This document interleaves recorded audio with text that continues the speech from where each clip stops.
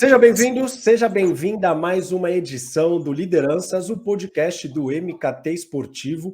Hoje vamos bater um papo muito legal com temas super atuais que envolvem a Creator Economy, geração Z, mas principalmente como esse ecossistema digital tem se desdobrado, avançado, porque este ano ganhou capítulos importantes, né? Que se você é leitor do MKT Esportivo, sabe bem do que eu estou falando, mas ninguém melhor do que o nosso convidado para contar sobre esse desenvolvimento. Eu recebo o Antônio Habib, CEO da NWB. Antônio, seja bem-vindo.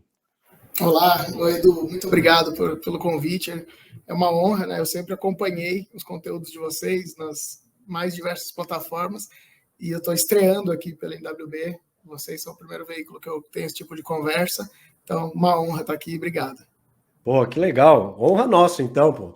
Eu quero começar esse nosso papo com algo que acho que é super recente, né? Que é essa aquisição dos direitos de transmissão da Kings League e da The Soccer Tournament, né? Se você não sabe, que está ouvindo e nos assistindo, são torneios de futsal que estão bem no hype, que movimentam aí todo o ecossistema digital, as comunidades, conteúdos, enfim. Como foi para vocês? Como é que surgiu essa possibilidade? Vamos lá, essa é uma pergunta, é a pergunta do milhão de dólares, no caso, porque os dois torneios têm essa curiosidade, né? Não sei se o público sabe dessa peculiaridade, ele tem como atrativo para o time ganhador $1 milhão. É curioso porque no Brasil a gente não explora tanto, né? O campeonato vale muitas vezes pelo campeonato, pelo título. E tem essa lógica que esse é um dos apelos dessas modalidades, desses campeonatos específicos, da Kings League e do TST.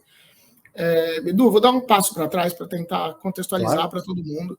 Então, existe uma cena no futebol, eu não sou o maior especialista do mundo nisso, então já deixo aqui qualquer ressalva, tenho certeza que na audiência tem gente que tem mais detalhes sobre isso do que eu, mas existe uma modalidade que ela é uma evolução, né? Você tem o Futebol Society, né? Teve um momento ali da história que tinha o showball, que era uma modalidade mais marketeada, acho que na TV aberta teve uma certa visibilidade aqui no Brasil, e esse futebol, que na prática chama-se futsal, que tem 6 na linha e 1 no gol, ele teve uma certa adaptação muito recentemente, porque o futsal brasileiro tem confederação, tem times bastante estabelecidos, é uma modalidade já, eu diria, tradicional. Acho que a grande novidade agora são esses 2 torneios específicos. Então, eu vou começar pelo TST, que é o que começa agora, dia 5, vai do dia 5 ao dia 10 de junho, acontece na Carolina do Norte, nos Estados Unidos, e ele é um campeonato nessas regras novas de FIFA, né, de como funciona a primeira fase, que times passam para as próximas fases e como é o mata-mata até chegar na final. Mas tem uma combinação muito curiosa de personalidades, celebridades, criadores de conteúdo, pessoas midiáticas e atletas de altíssima performance. Então, acho que a primeira pergunta para quem está ouvindo falar a primeira vez são modalidades competitivas, de altíssima performance.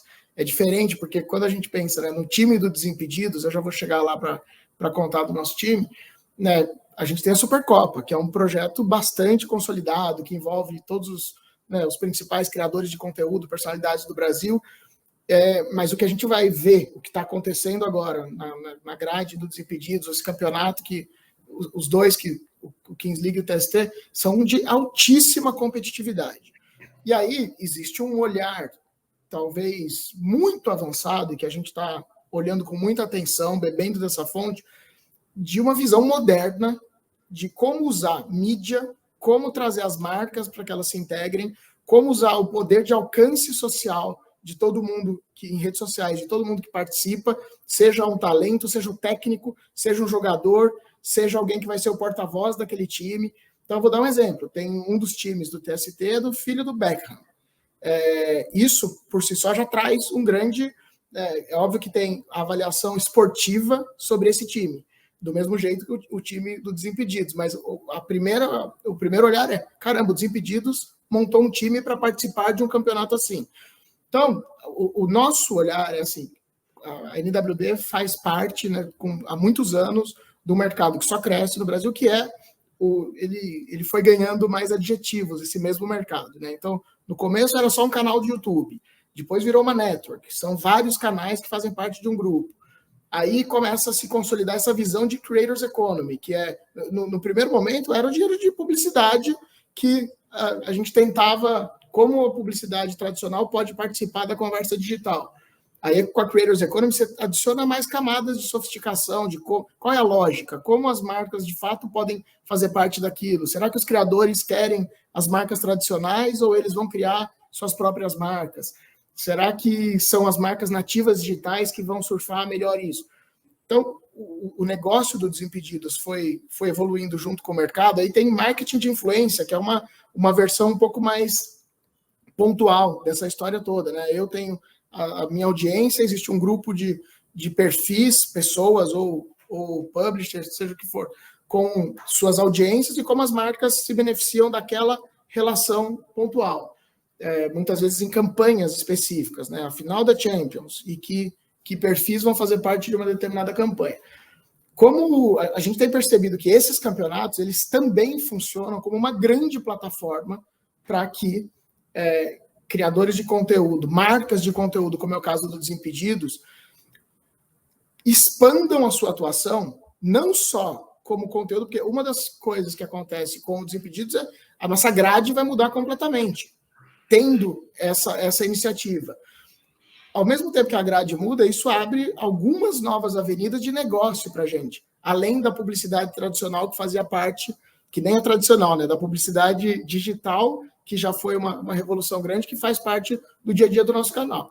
Então, o que a gente tem percebido é que essas modalidades, elas são esses campeonatos específicos, né, porque o TST, ele até tem regras muito parecidas com o futebol que uma pessoa comum está acostumada a ver. A Kings League, ela já tem tudo isso que a gente está falando com mais um monte de tempero, né? A Kings League, ela é um produto nascido na Espanha, está acontecendo neste momento o campeonato mundial, que é a Kings World Cup, é no México, são grandes times, tem 2 times brasileiros participando, a G3X, que é do Gaulês, e a Fúria, são 2 times brasileiros participando, estão indo muito bem no campeonato até agora, mas uma reação bastante comum que a gente tem percebido da audiência é as pessoas entram para assistir e elas se perguntam, isso é de verdade? São jogadores de verdade ou é videogame? E aí tem todo um envelopamento, todo um pensamento absolutamente moderno, a gente está muito empolgado com isso, não só do ponto de vista audiovisual, quanto das regras. Então, vou te dar um exemplo. Na Kings League tem um cartão que faz o gol valer 2. E isso muda radicalmente o resultado de um jogo e potencialmente do campeonato.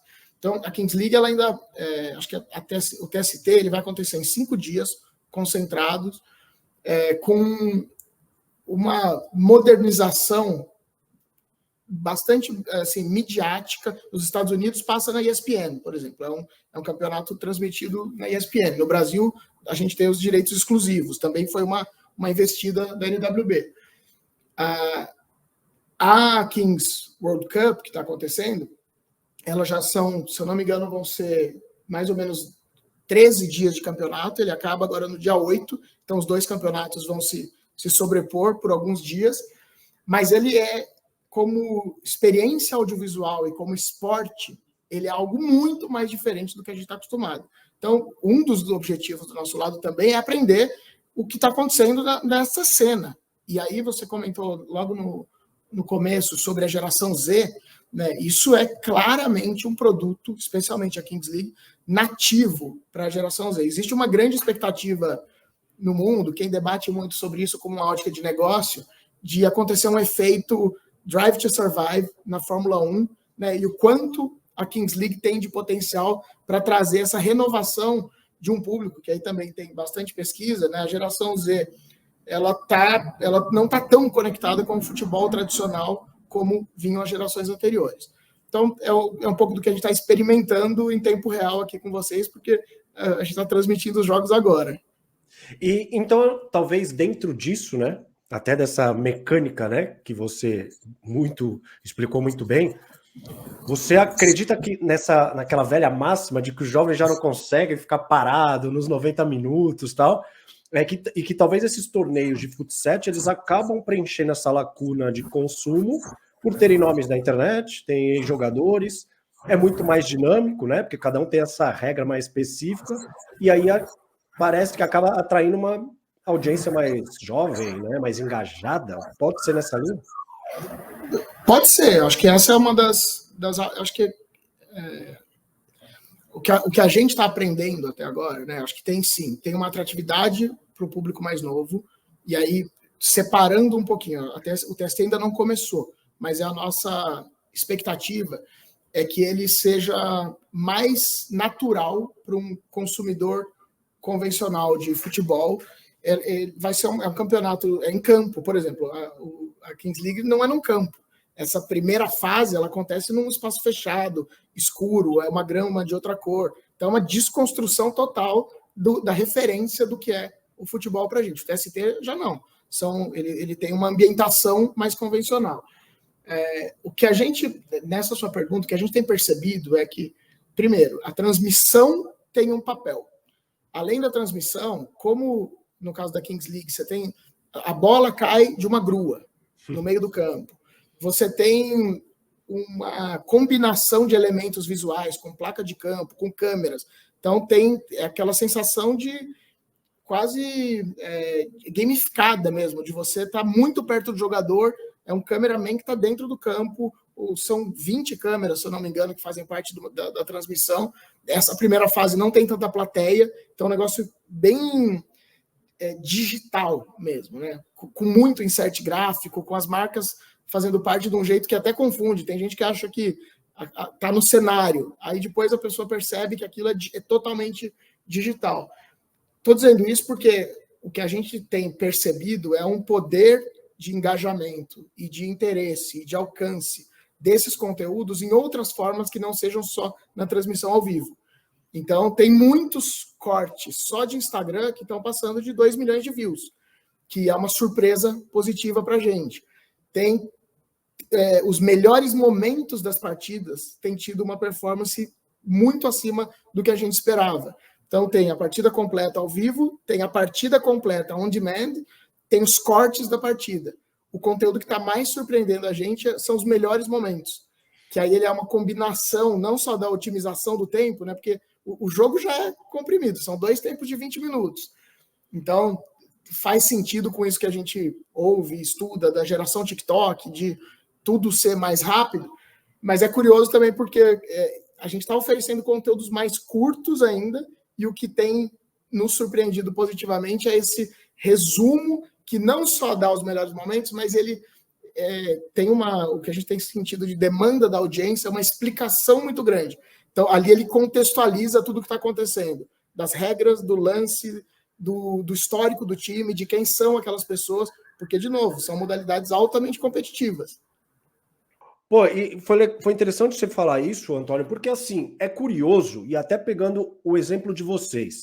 O Camisa 21, por exemplo, ele se destacou demais na transmissão da A2 do Paulista.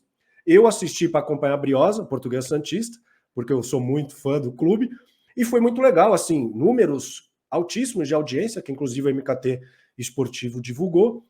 Então, isso me coloca na dúvida de, pô, pode ser também por onde aquele jogo está sendo transmitido, por quem.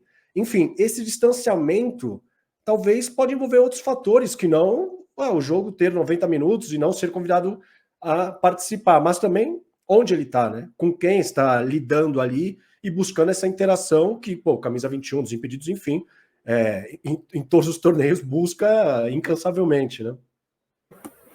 Boa, Edu.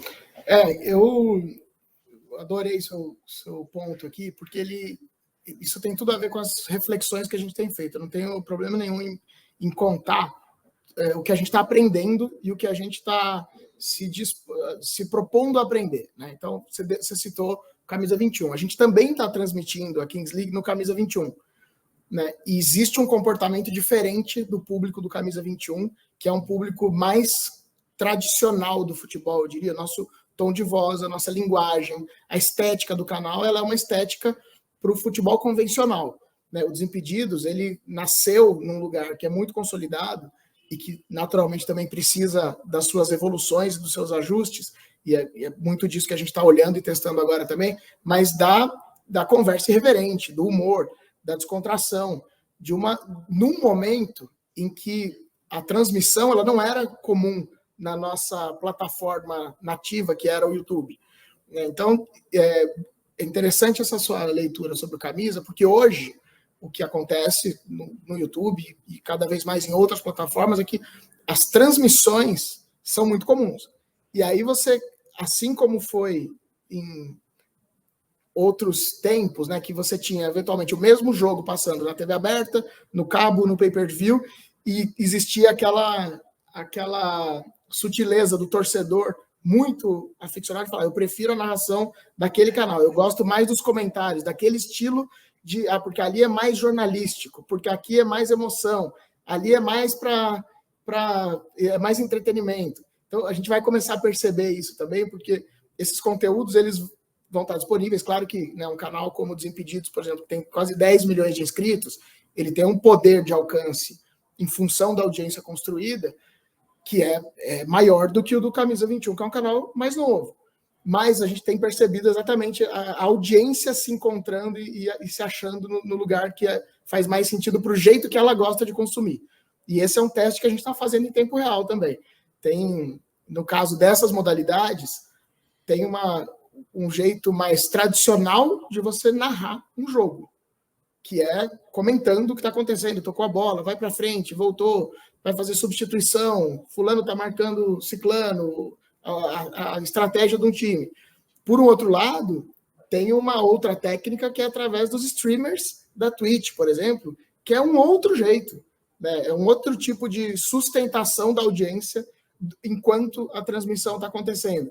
E ela é menos sobre o tático, o que está acontecendo no jogo naquele momento, e mais sobre a relação daquela comunidade com aquele canal. Então tem sido bastante rico também esse aprendizado para a gente. Pô, legal demais. Eu acho que dentro até desse aprendizado de consumo, de audiência e do desenvolvimento do mercado que a gente falou desde o início do nosso papo, eu talvez tente replicar essa questão pro Desimpedidos Esporte Clube. Por quê? O Desimpedidos começou como um canal, segue, claro, adicionou um torneio, né, a Supercopa Desimpedidos, licenciamento com a Nike, né, das camisas da Supercopa, caramba, um sucesso também de vendas, transmissões de torneios ao vivo e, caramba, agora uma equipe. Então, assim, a minha questão é um crescimento planejado ou muito do que o mercado, a audiência retorna para vocês? Porque é incrível ver, vamos lá, os degraus assim, que o Desimpedidos se transformou ao longo de 10 anos, né? De mais de 10 anos. Perfeito. Acho que são dois movimentos. Eu vou também dar um passo para trás. Eu não sei se todo mundo da audiência tem visibilidade, né? A NWB, ela tem 11 anos. E em 2021, ela foi comprada por um grupo que se chama Grupo SBF. É um grupo de capital aberto, listado na Bolsa, que é dono da Centauro, a rede de lojas de artigos esportivos. Ela hoje é quem controla a Nike do Brasil. E aí tem um terceiro braço dentro desse grupo, que são as empresas onde o grupo está investindo. E é onde a gente fica alocado. NWB e mais outras 5 empresas. Isso é riquíssimo, porque traz uma perspectiva. Né? Como é que a NWB vai crescer? E a sua pergunta foi direcionada para os Desimpedidos, então essa é uma pergunta diária do nosso negócio. Como é que está o mercado? Como está a monetização? Como está a relação com as marcas? O que tem de novidade nesse mercado e como a gente se mantém relevante para a audiência, relevante para os anunciantes e como negócio a gente se mantém relevante e sustentável. Mas a gente também tem um prisma bastante relevante hoje na gestão da NWB, que olhando para o grupo, qual é o melhor que eu posso, qual é a melhor estratégia, quais são os melhores caminhos de atuação que eu também gero sinergia com o grupo. E é importante ter isso em mente, porque eu acho isso um privilégio no nosso caso, porque é um grupo extremamente sólido, um grupo absolutamente idôneo, respeitado e com uma sinergia absoluta. Às vezes as empresas são compradas por grupos que não têm tanta sinergia. No nosso caso, né, a Centauro é a patrocinadora do Desimpedidos Esporte Clube, porque ela, como decisão de marketing, com todos os KPIs que um varejista pode ter, acredita que esse investimento faz sentido. A mesma coisa a relação da Nike conosco. Então, trazendo agora para o Desimpedidos, que você falou, assim, uma pergunta diária, né, que a gente se faz, eu estou aqui especificamente, né, dedicado para a NWB há 2 meses. A minha relação com a casa já é mais antiga, com outros tipos de trabalho, mas oficialmente há 2 meses. O que a gente debatia muito, e continua debatendo, é assim, quais são as avenidas de crescimento da empresa. Então, acho que também vale, de novo, essa perspectiva. O Desimpedidos nasceu para o YouTube, que era, naquele momento, talvez a única plataforma com essas condições de distribuição, de monetização, de mensuração, de você saber o que estava acontecendo com a sua audiência. De lá para cá, muita coisa aconteceu, né? A gente teve essa explosão do TikTok, a gente tem um Instagram se consolidando como uma plataforma transacional que é extremamente relevante para os nossos clientes, né? Então, além da nossa audiência estar lá e responder muito bem ao nosso conteúdo, existe uma demanda do mercado anunciante para tipos de entrega que são mais rápidas, vão gerar resultado mais rápidos, que é muito mais a cara do Instagram do que do YouTube, por exemplo. Então, dentro desse contexto de negócio, que é o contexto macro, né, o que é o nosso negócio, por que a gente produz conteúdo, qual é a nossa visão, qual é o lugar que a gente quer ocupar, a gente, naturalmente, tem outras ideias e outros negócios que estão sendo estudados, mas a criação de um time, ela foi feita 100% na perspectiva de negócio, como uma avenida de crescimento da NWB.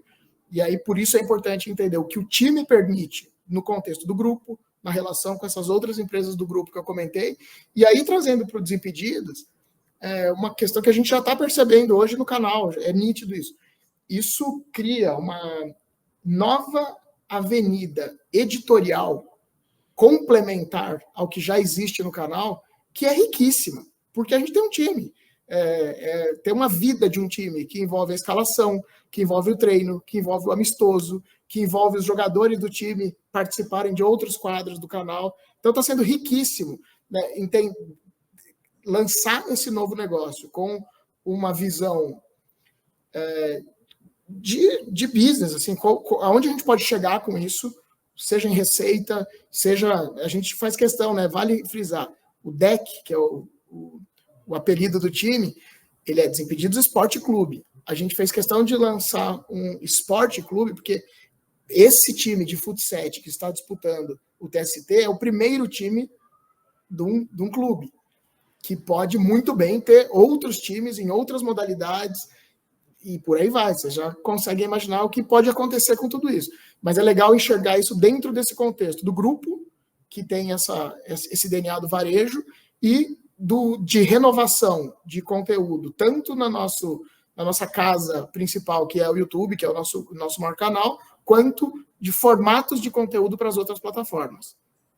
E aí, para fechar, desculpa, né, o quanto isso abre de possibilidade para que as marcas participem da nossa relação com a nossa comunidade, porque a gente cria contextos completamente diferentes, além do que a gente já vinha fazendo.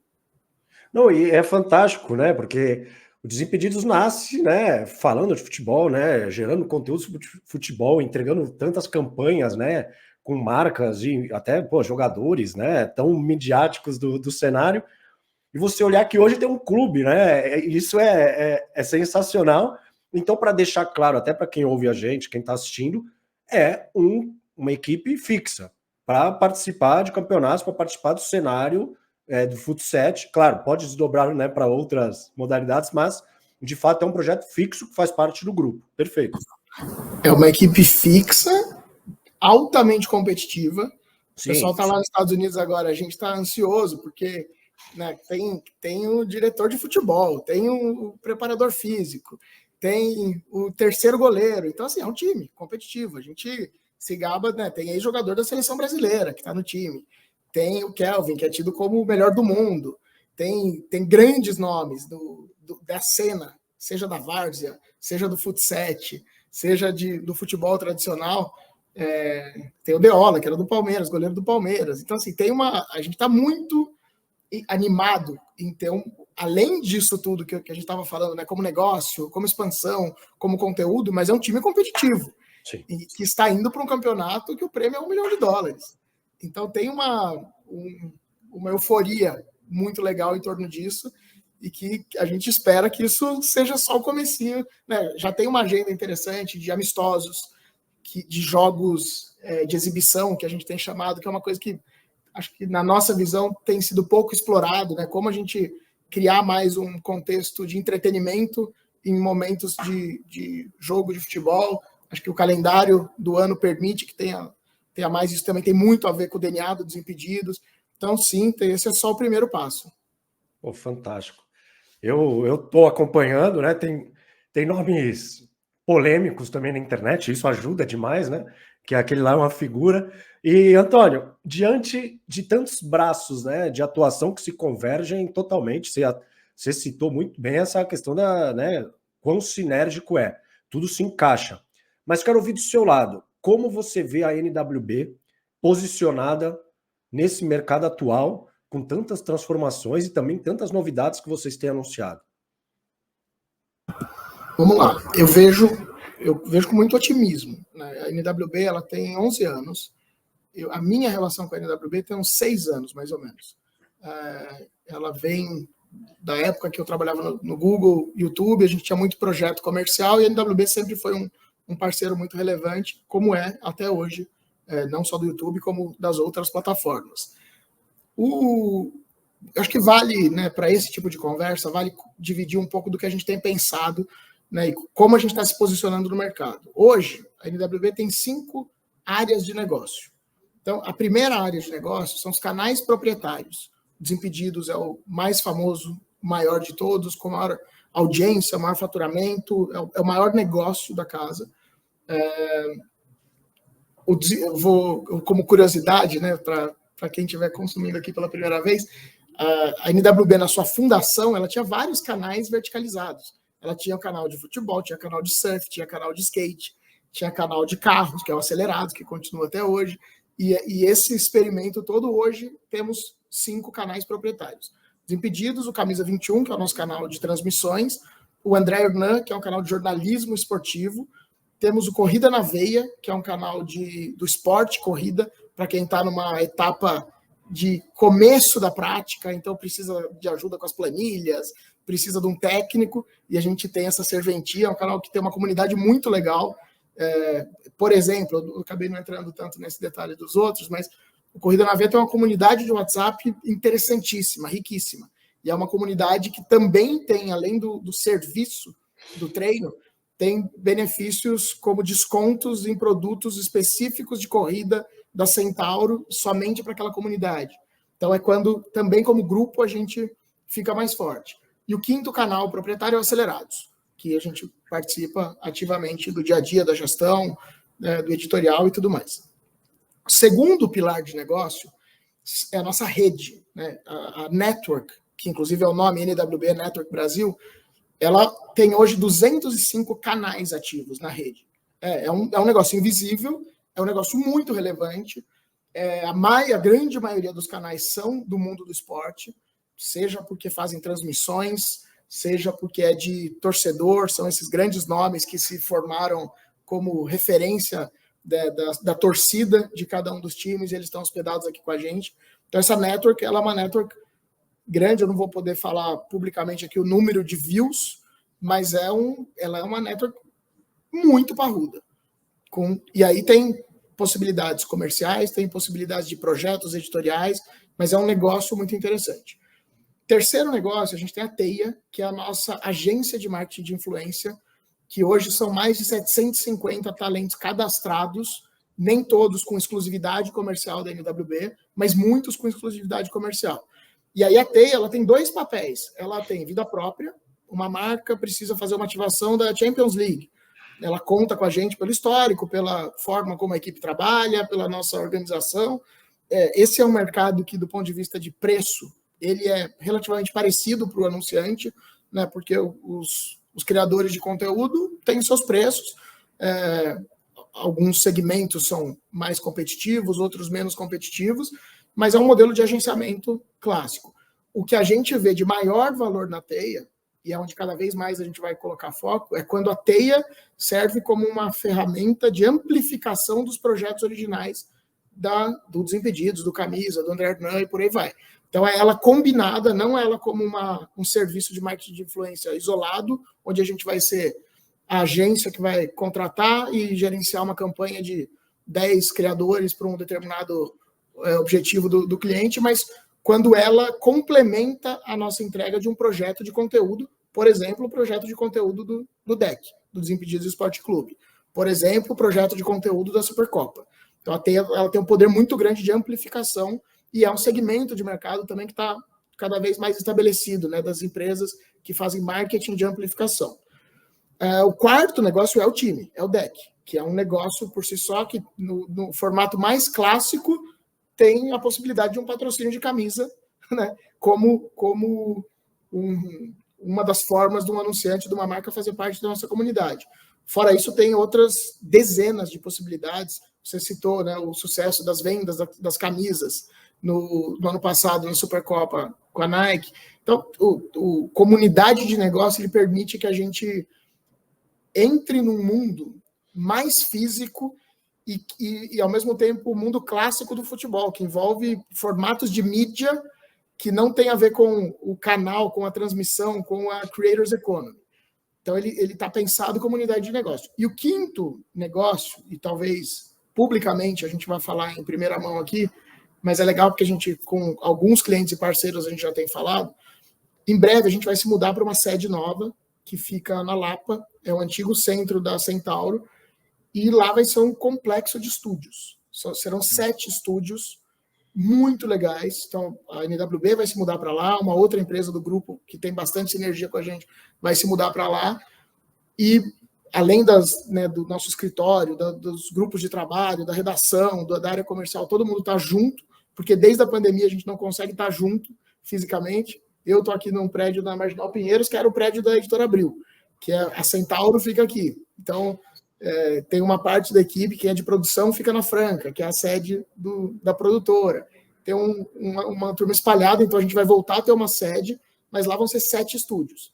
Né? Então, tem estúdio de 200 metros quadrados, com pé direito de 6 metros. São estúdios que vão permitir também uma renovação de conteúdo, da gente fazer coisas grandiosas e com um tipo de recurso que nem a gente está fazendo e nem a gente está vendo outros players fazerem. Então, a gente está muito animado para como isso vai funcionar para os nossos canais proprietários, como isso vai funcionar para os talentos da Teia, como possibilidade para que eles tenham essa infraestrutura.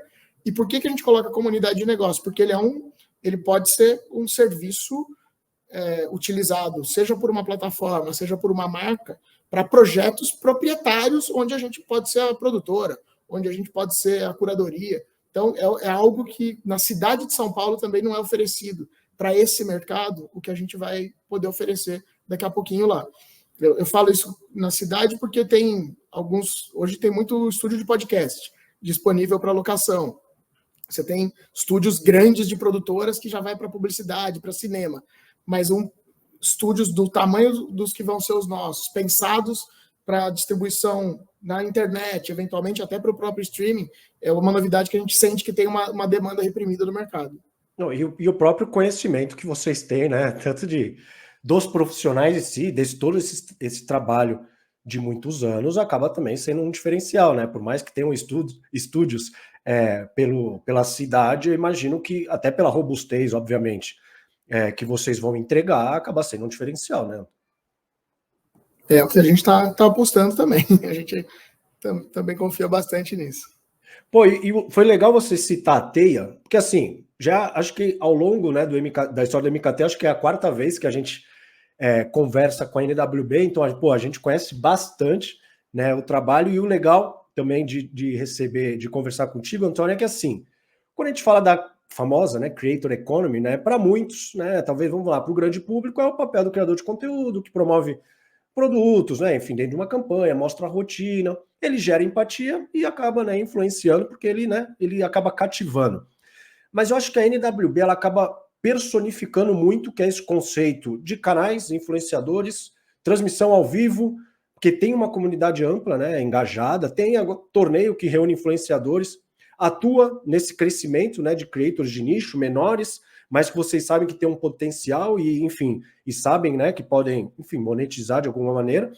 Então, eu queria a sua análise desse momento da indústria e também do papel que agências, produtoras, da NWB mesmo, de unir criadores com as marcas, com os anunciantes. Vamos lá. Esse é um dos temas que eu mais gosto de falar sobre, Edu, então vai me complementando aqui, por favor, pode ir direcionando para onde você quiser o tema, mas eu acho que tem um contexto que ele é... Primeiro que assim, a Creators Economy, ela virou uma buzzword, né? É um termo que a gente lê, você pega qualquer publicação, você abre qualquer aplicativo de conteúdo, seja no mundo das finanças, né? É uma buzzword, é um conceito que ele é muito falado, está muito em alta. Eu confesso que eu sinto assim, existe uma visão de quem está de fora, né, e que entende que esse é a nova economia, é o jeito moderno, é a profissão moderna. Eu não tenho chefe, eu não tenho horário, eu não tenho rotina, eu potencialmente ganho muito dinheiro, porque a gente só vê as matérias falando, né, da Publi, o fulano que comprou a casa de não sei quantos milhões, e tantos carros, e tem essa armadilha, né, glamouriza, né? De parecer que que para todo mundo está assim. O que eu acho que aconteceu, e aí é um contexto brasileiro, talvez maior do que em outros mercados, existe muito mais criador de conteúdo do que a capacidade de consumo da audiência, e terceiro, a capacidade do mercado de colocar dinheiro neste ambiente, vamos assim dizer. Porque o que é esse ambiente? Esse ambiente eu gosto de falar de um determinado tema, eu escolho uma plataforma, eu passo a produzir conteúdo, eu me torno um creator, e tecnicamente eu sou um dos 20 milhões de brasileiros, né? São números, tem pesquisas diferentes, tem pesquisa que fala em 10 milhões, tem pesquisa que fala em 20 milhões, tem pesquisa que fala em 30 milhões. Mas vamos usar aqui como uma referência, sem cravar, que são 20 milhões de brasileiros que se declaram criador de conteúdo e que tem uma atividade econômica ligada a isso. Não necessariamente é a única fonte de renda, você pode ser um motorista de aplicativo e também fazer conteúdo, então você tem uma combinação. Mas a Creators Economy, ela tem essa beleza, ela é maravilhosa, é uma janela para o mundo onde permite que qualquer pessoa, com o seu talento, seja ele no humor, seja ele na análise esportiva, seja ele no horóscopo, enfim, todo o universo de conteúdo que a gente nem sabia que existia, porque vão surgindo vertentes. Então, tem essa beleza. As plataformas estão lá, disponíveis, as pessoas vão e criam as suas contas e têm a chance de começar a publicar. A hora que você vê o volume, né? Primeiro, o Brasil, até pouco tempo atrás, tinha um privilégio de ter um consumo local de conteúdo.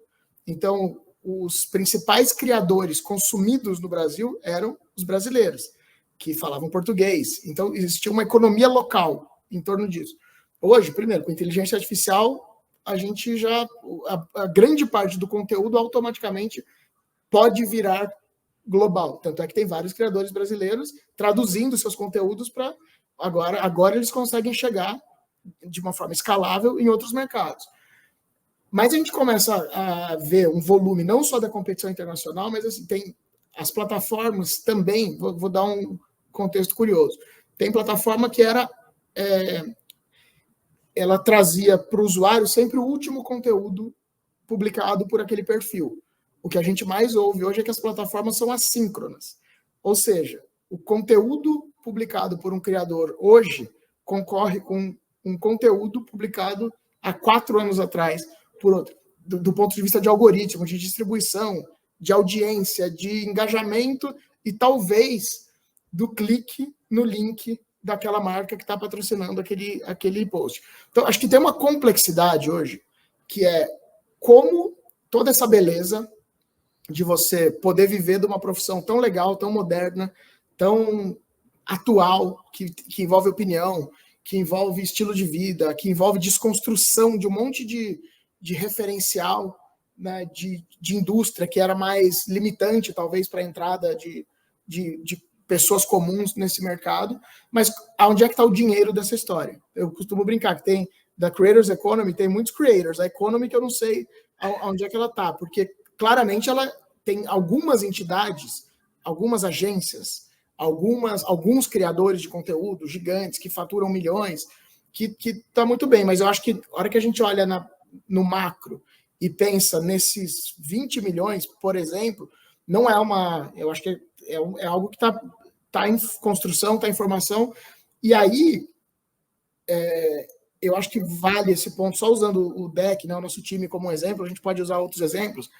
O que tem se mostrado, e hoje é algo muito falado, talvez aquilo que parecia ser a forma de ganhar dinheiro com conteúdo, que era através da publicidade, e aí muito da Creators Economy ficou associada às marcas que iriam participar disso, e aí as agências de marketing de influência, elas têm essa relação publicitária com as marcas, elas contratam os influenciadores para as entregas de mídia, aquilo que em outros tempos é compra de mídia impressa, rádio, televisão, TV sempre teve uma bandeirada mais alta, mas outras mídias mais acessíveis, hoje, muito de como os influenciadores são usados é desse jeito. Só que uma marca vai fazer uma campanha com 20, com 30, com 70, com 200, se for uma campanha muito grande. Não tá, o dinheiro não está espalhando para todos esses milhões que a gente sabe que existem. E o que a gente tem visto é que talvez um caminho de sobrevivência, de monetização, de sustentabilidade financeira desse negócio, peraí, eu sou um criador, com a audiência eu estou em dia, eu sou nichado, eu falo sobre um tema muito específico, além do tema ser específico, eu tenho um tom de voz que já não agrada a todo mundo que gosta daquele tema, mas eu tenho a minha comunidade. Qual é a forma que eu vou encontrar para monetizar essa relação? E acho que esse é um momento, né? A gente está vivendo esse momento, tem gente que está conseguindo achar o caminho através de cursos, tem gente que está conseguindo achar um caminho através de assinatura, através de doação. Tem gente que está conseguindo fazer evento físico e criar encontros. Tem gente que está criando linha de licenciamento. Acho que a gente tem poucos exemplos que a gente pode usar e replicar. A gente não está vendo ainda muito se replicar. Mas já tem uma luz de um caminho que peraí, eu achei que eu ia conseguir sobreviver nesse mercado de conteúdo com o dinheiro das marcas. Esse é um dinheiro que tem sido cada vez mais escasso, porque tem muita opção. Né? Você tem, pensando como commodity, a gente está nivelando por baixo, do ponto de vista de preço. Se você tem X dinheiros para contratar uma campanha com um determinado número de criadores, com aquele objetivo de alcance, o poder nessa relação está do lado de quem tem o dinheiro. Porque se tem muitos, se alguns não aceitam trabalhar naquela determinada campanha, possivelmente outros vão aceitar. Então, infelizmente, a lógica do mercado, do ponto de vista de construção de valor, né, de desenvolvimento de economia, não tem sido tão boa para todo mundo. Mas eu acho que tem essa esperança e tá muito... Cada dia que passa a gente vê um exemplo novo. Né? Agora o criador que fez a água dele, a marca de água. Depois o outro criador que está fazendo lives específicas numa outra plataforma e ali ele encontrou um outro jeito melhor de monetizar. E aí acho que é esse o meu olhar. Como a gente vai encontrar uma forma para que o dinheiro circule e ele continue viabilizando, né, com que a criação de conteúdo continue existindo. E aí só fazendo um recorte de novo para o nosso grupo, aqui é interessante, porque a gente tem um programa muito estruturado de social commerce. Então, muitos dos talentos que hoje estão na Teia, uma das frentes deles de geração de receita é porque eles fazem parte desse programa, fica até aberto o convite, é dentro da Teia, para quem quiser se interessar, para conhecer melhor, as pessoas ganham comissão pela venda de produtos da Centauro, pela venda de produtos da Nike. Obviamente, se aquilo faz sentido com o posicionamento editorial, se é cabido para o criador falar sobre aquele tipo de conteúdo, usar aquilo como um benefício para a sua audiência. Então, um determinado desconto num tipo de produto que você sabe que é desejado pelo seu público e está numa condição melhor de compra. Além disso, esse criador ganha uma comissão pela venda que ele gera. Então, são linhas, né? Hoje, acho que o criador ele tem uma série de linhas de receita para compor o negócio dele. Perfeito. Pô, foi muito legal você citar todo esse cenário, porque é engraçado, né? Todo começo de ano das tendências de marketing digital sempre tem. Não, porque é o ano do nano, né, do micro influenciador, e isso, né, na prática, de maneira geral, a gente vê que não é isso que acontece. Você cria uma falsa expectativa ali naquele pequeno criador e fala, não, esse ano é o meu ano, mas, de novo, de uma maneira geral, eu não vejo isso acontecer, eu vejo sempre atrelado a grandes influenciadores e tal. Mas, por outro lado, eu vejo vou colocar como democratização no trabalho de vocês, até por meio da Teia, que trabalha com influenciadores com bases menores, mas que tem uma comunidade engajada, né, com muito potencial de monetização. E aí até explorando o social commerce, por exemplo, como você falou, também dentro do grupo. Mas eu ainda vejo no macro que existe umas cartas marcadas ainda, né, que até falou que também passa às vezes por agência, que já tem uma relação, enfim. Mas, então, como lidar com essas expectativas que muitas vezes os grandes players ou o mercado cria, quando na prática a gente não vê isso, de maneira geral, porque, novamente, a Teia desenvolve um trabalho fantástico. Mas, Edu, tem te ouvindo, né? Acho que tem um contexto econômico aí também, que né, se você conversa hoje com uma pessoa de atendimento de alguma agência de marketing de influência ou até de uma agência tradicional de publicidade, acho que existe um momento de muita urgência das empresas, né? A gente tem visto uma série de demissões em massa, a gente tem visto um contexto de adequação dos negócios e que, do ponto de vista publicitário, aquelas grandes campanhas, aquela consistência de uma marca assumir que ela ia ficar naquele território por anos e que ela ia construir a relevância dela cada vez com mais consistência dentro de um determinado universo para um público, para ir tem as lógicas, né, de funil, de consideração, de qual é o seu de preferência de marca, tal. O que a gente tem visto é que hoje isso está muito emergencial. Na verdade, as marcas de qualquer segmento da economia precisam de resultados imediatos, né?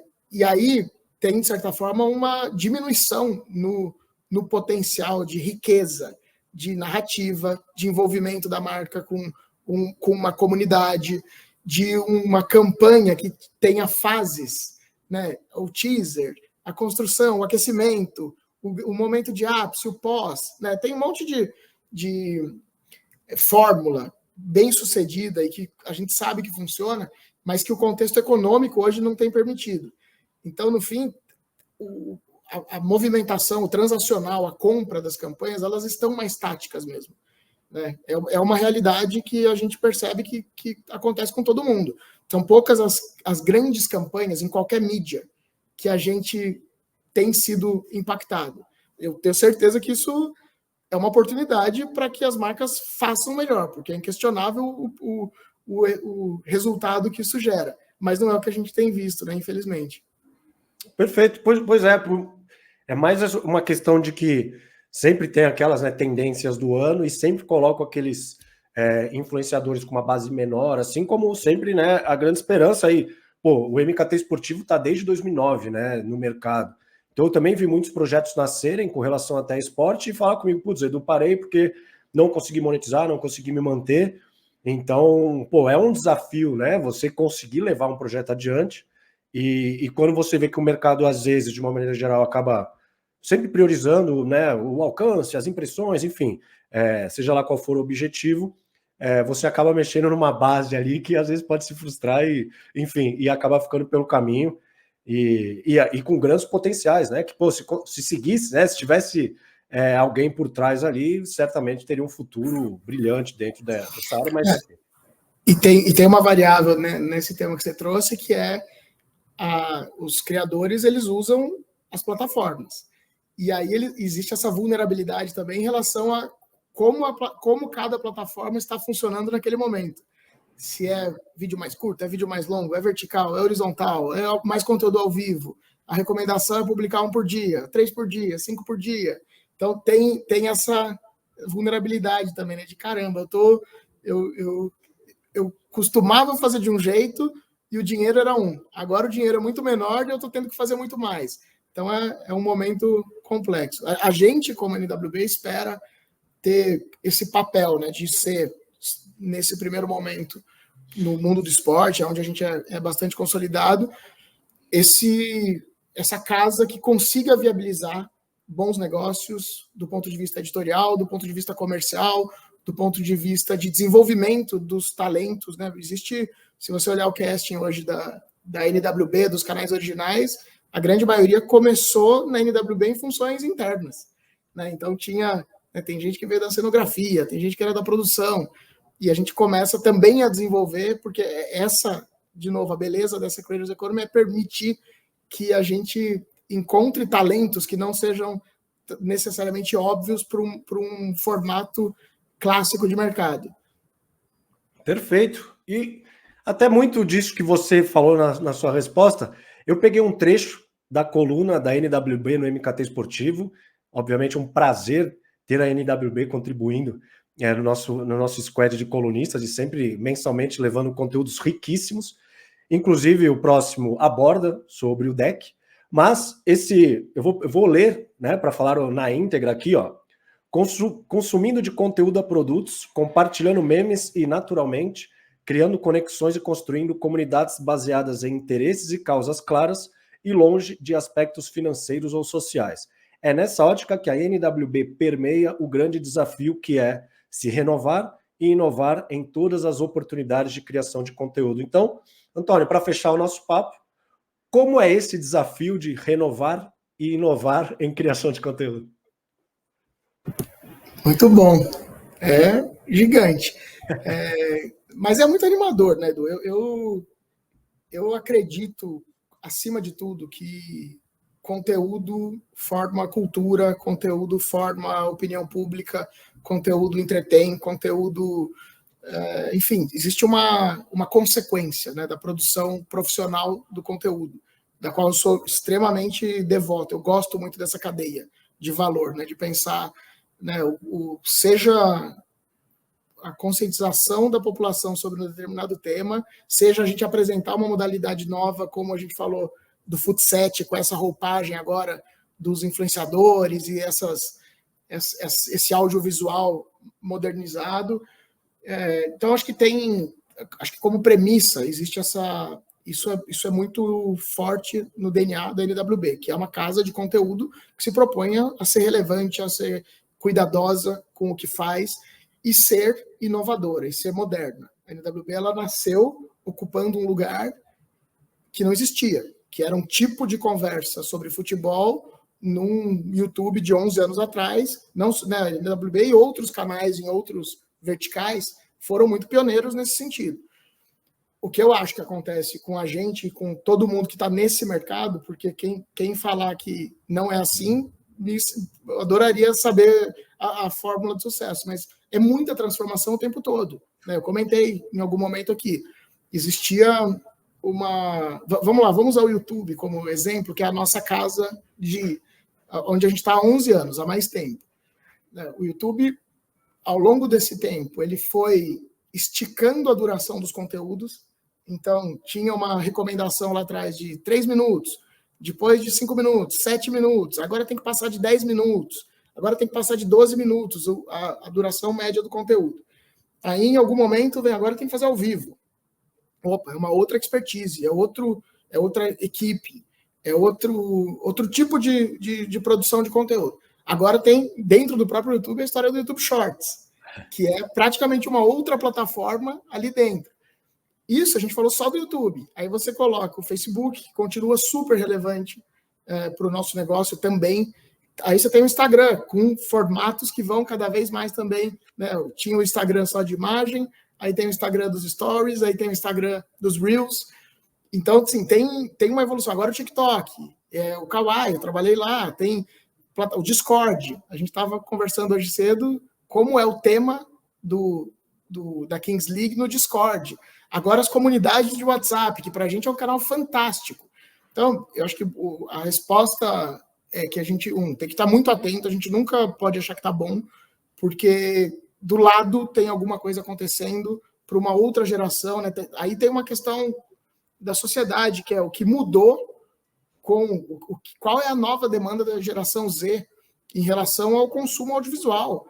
né, tanto do ponto de vista de profundidade, quanto da duração do conteúdo, quanto da identificação, do compromisso de assistir, da relação comercial. É uma geração que tem uma outra relação com marcas e com consumo como um todo. Então, eu acho que o nosso grande desafio é como acompanhar uma movimentação de mercado, mas aí quais são as certezas? Eu acho, primeiro, esporte é um negócio gigantesco, e especialmente no Brasil, o futebol, que é a nossa principal modalidade, né, de atuação, aqui como produtora de conteúdo, como rede, é um negócio de muito dinheiro, de muito interesse, de muita movimentação, de muita pauta. Então, eu tenho uma certeza que a gente está num negócio bom. Porque é curioso, é diferente de você estar num ambiente que muda muito e você olhar para frente, para o horizonte, e não ter otimismo. A gente tem certeza que tem muita coisa boa pela frente. O marketing de influência, ou a Creators Economy, ou o mercado publicitário, ou as novas formas de monetização também nos animam. Porque não é que eu acho que tem uma questão de quais vão ser as nossas novas ofertas, mas tem mercado. De novo, é diferente de você olhar para alguns outros negócios que você fala, caramba, o mercado está acabando. Putz, não estou vendo aonde a gente vai conseguir monetizar. Então, eu acho que cada vez isso vai ser mais frequente, mais rápido, os ciclos vão ser mais rápidos, de como a gente vai levar adiante valores inegociáveis do DNA, do Desimpedidos, da NWB, do Acelerados, como a gente vai fazer isso e, ao mesmo tempo, como a gente vai atualizar o que é a realidade de mercado, seja do ponto de vista de monetização, seja do ponto de vista de distribuição, de formato, e por aí vai. Então, acho que o desafio é esse, é estar cercado de um time muito bom, e isso eu falo de peito aberto hoje, que a gente tem um timaço aqui, a gente tem um respaldo de um grupo fantástico, que tem também essa atuação com muita sinergia com o nosso negócio, então muitos dos movimentos estão ligados também a como é que, como grupo, a gente faz o melhor movimento. Mas é essa certeza de que a gente tem que ter muita atenção a todas as movimentações. Perfeito. Pô, e é isso, né? O mercado em constante transformação, às vezes você é muito forte no Instagram, aí vem o TikTok, enfim, você também tem que ser, né, cada vez mais multiplataforma, porque, enfim, a audiência também se desenvolve, o mercado desenvolve plataformas, e, pô, e de novo, acho que a NWB trabalha de uma maneira fantástica, eu sou muito fã, sempre que posso, convido a NWB para participar dos nossos projetos, porque sempre entrega muito, e, pô, nosso papo aqui, Antônio, adorei, prazer imensurável ter a sua estreia, né, falando assim, né, com a imprensa, vamos se dizer assim, e conseguimos falar um pouco de tudo, mas com muita profundidade, isso que é legal, Creators Economy, caramba, sobre transmissão ao vivo, né, essa maneira como vocês têm lidado tão bem com a audiência, super engajada com vocês, e aí falando do meu lado, como um pequeno criador de conteúdo, o trabalho da Teia, porque, pô, eu sou muito fã, queria, né, que tivesse muito mais criadores de conteúdo, fazendo acontecer, ganhando dinheiro, vivendo disso, mas enfim, isso é uma outra realidade, mas é muito bacana o trabalho que vocês desenvolvem. E também, como você falou, né, o esporte retorna muito, né, todo ano, ou a cada 2 anos, o grande evento, Jogos Olímpicos, imagino que vocês devam vir com novidades também, então, pô, muito obrigado pela sua participação e, pô, o espaço é seu para o último recado. Muito obrigado, Edu, foi um prazer mesmo, adorei a conversa, espero que tenha sido rica, proveitosa para quem nos acompanhou aqui. Já queria deixar o convite aberto para quando você quiser, e quem aqui da audiência também tiver interesse em acompanhar um treino do DEC, é uma experiência interessante, assim que a gente puder receber para visita nos estúdios novos, também vai ser um prazer te receber lá, e quem sabe a gente pensa alguma coisa juntos lá. Pô, vai ser um prazer para mim, de novo, sou muito fã de vocês, foi muito legal debater vamos colocar esse novo momento da Creators Economy, e aí a NWB encabeçando absurdamente aqui no Brasil, então, enfim, não tinha como não ser com vocês. E você que ficou até o final assistindo, ouvindo, enfim, tenho certeza que gostou, pô, é uma hora que passou voando, tantos temas legais que a gente abordou, e o Antônio, craque, um conhecimento absurdo, falou com muita profundidade, porque, enfim, domina o assunto. Obrigado, tamo junto e até a próxima. Tchau.